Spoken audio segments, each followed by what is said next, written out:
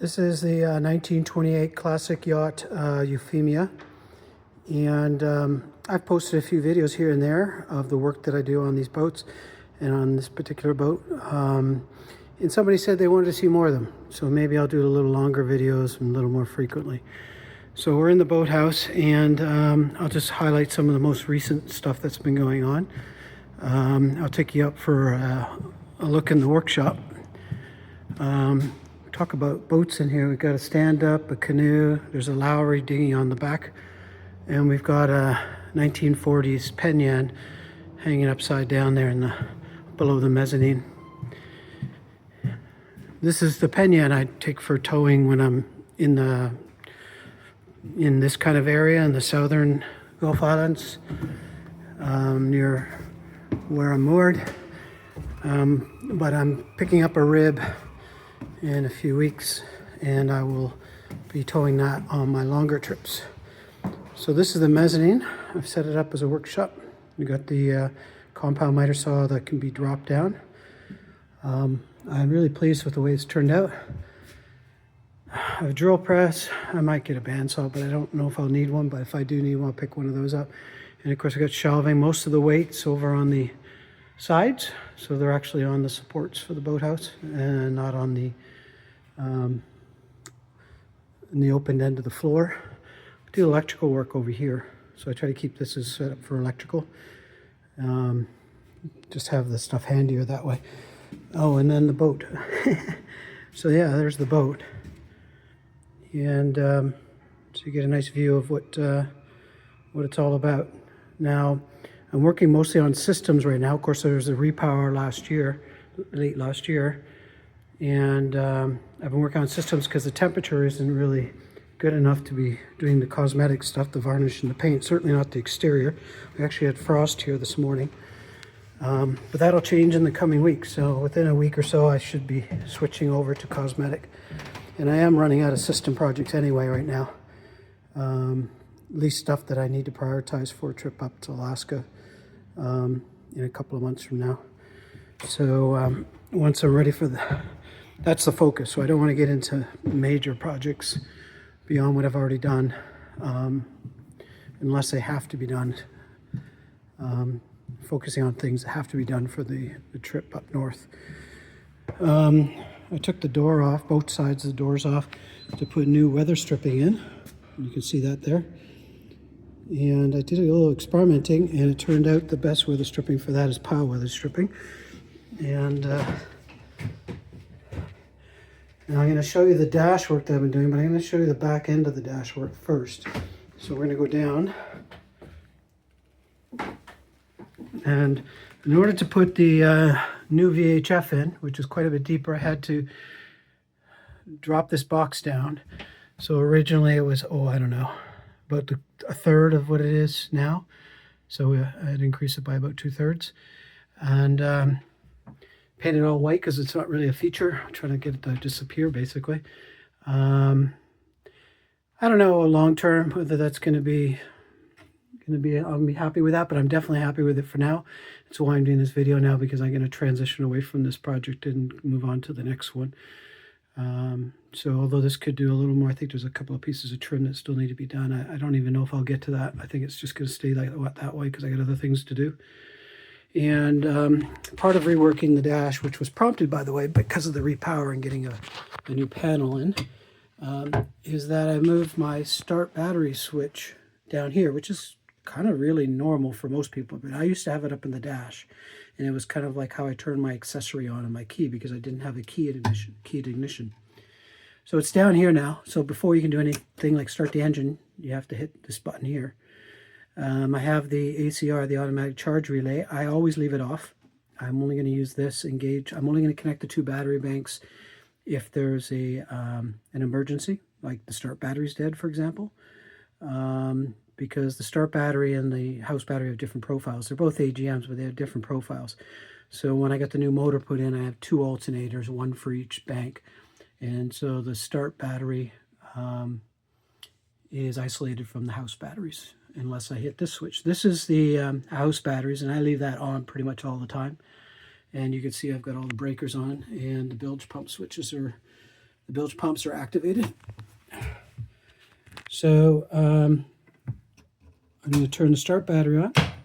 You probably won't hear it, but there's 3 fans that automatically kick in for ventilating the engine compartment, which is below my feet. There's an intake here, and an intake here, and an exhaust here, all of them with fans in them. They have computer fans in them, so they're constant duty. And this is the dash. I'll close this panel here. And this is it in kind of stored mode or maybe boat show mode, because I'm not a big fan of showing off the modern electronics. I think these boats are about the woodwork more than the electronics. And anyway, the electronics are new now, but they'll be old in short time, so it's not something I really want to have as a feature.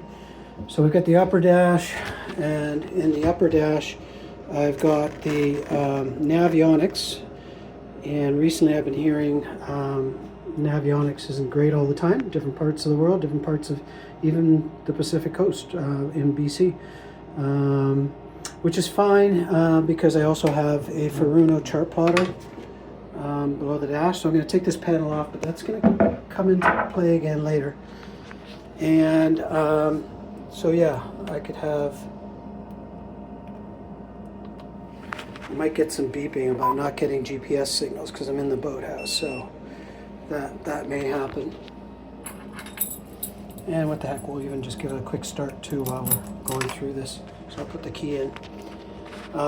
So this VHF radio, I haven't played with it entirely yet, it's just been installed, but I'm really looking forward to it. It's got AIS transponder in it. It uses the VHF, the single VHF antenna I have up on the mast right now because it supports AIS, and it has an internal splitter in it as well. So it basically is doing a whole bunch of stuff in one unit, and that's why it was worth putting in a larger VHF radio and even creating a larger box for it. I'm not going to get into all the features in that, but those are the main reasons I got it. And of course I can use this. It's got CMAP on it. I could put Navionics on this one as well, but I like the different charts, so I'm going to keep CMAP on my Furuno chart plotter, and it's got GPS in it.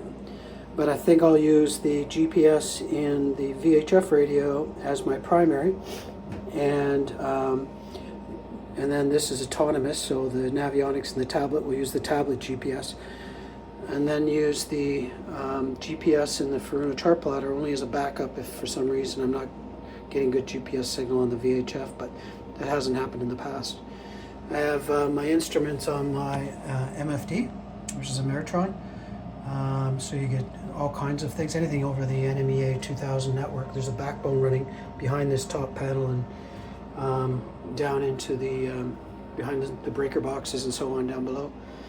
So I can configure the lower dash differently, because right now when I'm looking at the lower dash, I can see it, but sometimes I have to go over and look above to really get a good view at these LCD panels.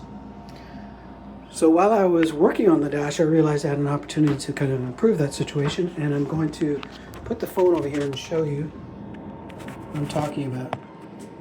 So I didn't screw that panel down.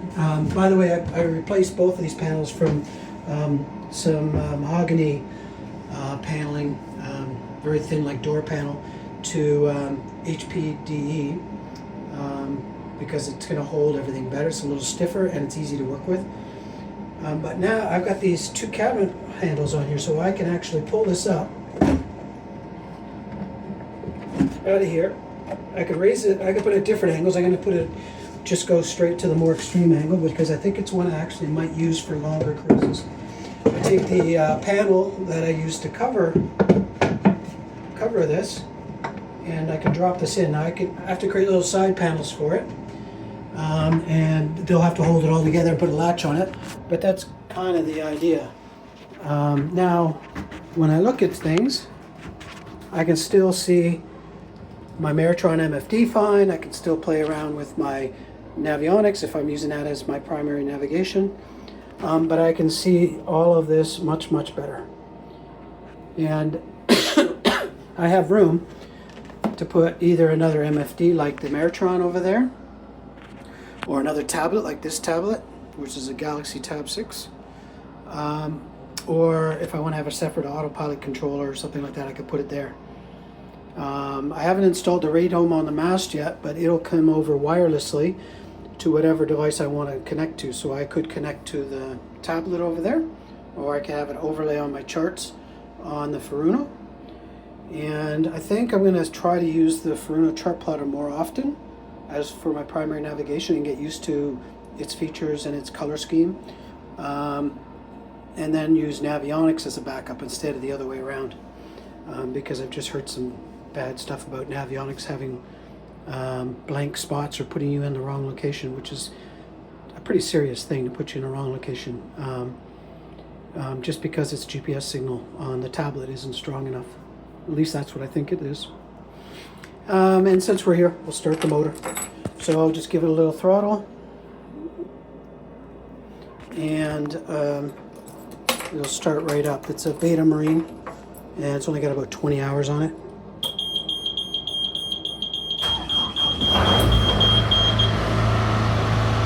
And so that's the new dash and a bit of the work that's been done lately. I think I'll do another tour after I do a couple more projects, so stay tuned.